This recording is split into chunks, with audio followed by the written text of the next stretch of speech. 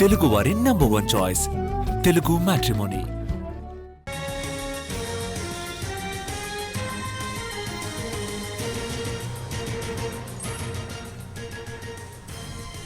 తెలంగాణలో భారీ వర్షాలు కురుస్తున్నాయి. పలు జిల్లాలకు ఆరెంజ్ అలర్ట్, కొన్ని జిల్లాలకు ఎల్లో అలర్ట్ జారీ చేశారు అధికారులు. నిర్మల్, నిజామాబాద్, జగిత్యాల, జయశంకర్ భూపాలపల్లిలో భారీ వర్షాలు కురుస్తాయని తెలిపారు. దీనికి సంబంధించిన మరింత సమాచారం మా ప్రతినిధి నిఖిల్ అందిస్తారు.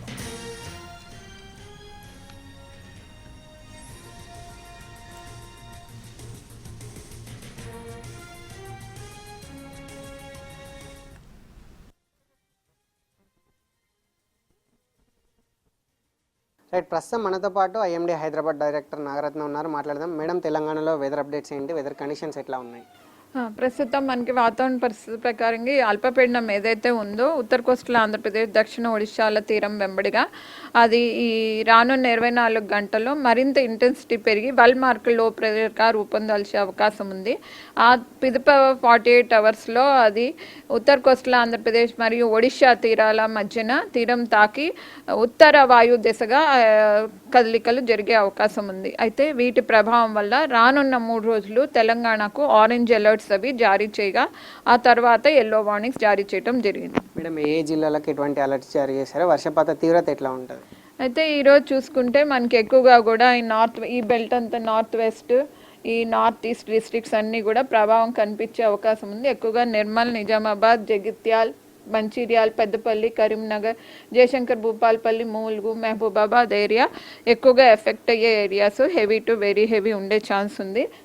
అలాగే చూసుకుంటే వెస్ట్రన్ సైడ్ వికారాబాద్, సంగారెడ్డి, మెదక్, కామారెడ్డి వరకు, అట్లాగే హైదరాబాద్ ఏరియా కూడా మనకు రంగారెడ్డి, మేడ్చల్ అవి కూడా మోడరేట్ టు హెవీ రెయిన్స్ జారీ చేయడం జరిగింది.